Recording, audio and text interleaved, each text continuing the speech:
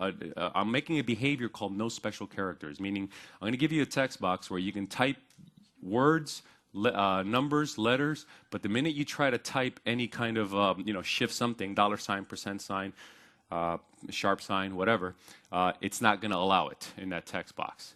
And I'm going to do this in two ways. Either let you type it and then remove it later when it loses focus, or filter it as you're actually typing. And these are capabilities that the text boxes don't have out of the box.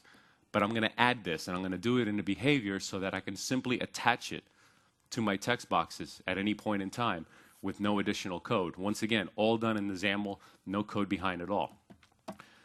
Then the next example is I want to be able to trigger a button, and this one's actually pretty useful. The others may not be. They're just kind of simple, trivial examples.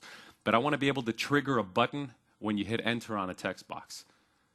And I want to be able to target a specific button. So think of a form that's got a bunch of text boxes with buttons next to them, and you're typing on one and you hit enter, it corresponds to a specific button. So you don't have to lift your hand off the keyboard and go to the mouse to click the button.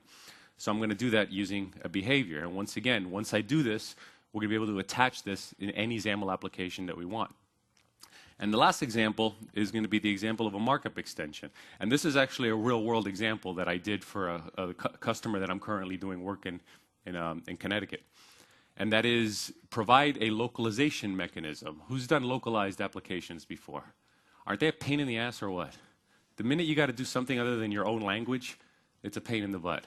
And that's truer in America than anywhere else. We hate localized applications. So we've worked with RESX files. That's pretty much the most common way of doing localization.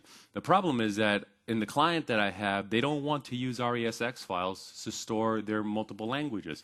They want to go to a database.